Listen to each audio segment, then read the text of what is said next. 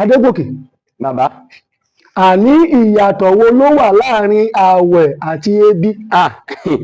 Bàbá, ìbéèrè ńlá nìyẹn o. Ẹ̀yin àgbà náà lẹ lè sọ.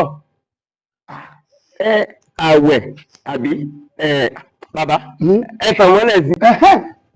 Ṣé o rí ebi ó yàtọ̀ sí ààwẹ̀?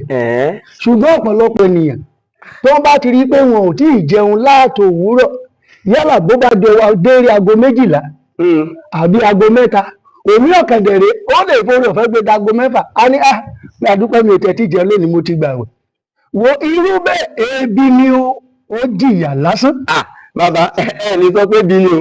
Èbí mo ṣe wà nígbà míì tí ò bá ní sí nǹkan nílé a máa ń da lọ́gbọ́n bí àwẹ̀. Kì í ṣe àwọn ìfaranijìyà ní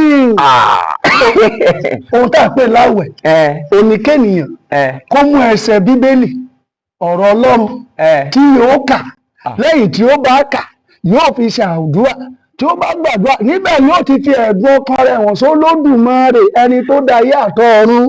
Bàbá ó dàbí pé ẹ̀yin lẹ́sẹ̀ lọ mílẹ̀ ẹ̀ wá kò sí nínú kí lẹ́ ń sọ yìí ká febi panú àwẹ̀ náà ni àwa sì gba àwẹ̀ náà ìfebi panú náà ni. Ó yàtọ̀ ohun tí ẹ̀mí a kò lè fi wé tara ebi tara ni ṣùgbọ́n àwẹ̀ jẹ́ ti ẹ̀mí tí ń so èso tẹ́nìyàn lè jẹ kódà ọmọ a máa jẹ ọmọ máa sì máa jẹ ìran a máa jẹ nínú táwẹ̀ bá ṣe nínú ayé. Ebi ni mo fi panú láti ọjọ́ yìí kì í ṣàwẹ̀ ṣàgbáfọ́ bàbá so tí n bá fẹ́ gbàwẹ̀ báyìí nìsín mo láti máa ka bíbélì bẹ́ẹ̀ni kí o sì máa gbàdúrà kó má jẹ́ pé gbà tí kò tó ń jẹ́lé ni mò ń gbàwẹ̀. Ó ti yí ọ Adégòkè. Ẹ ṣé bàbá ẹ ṣé.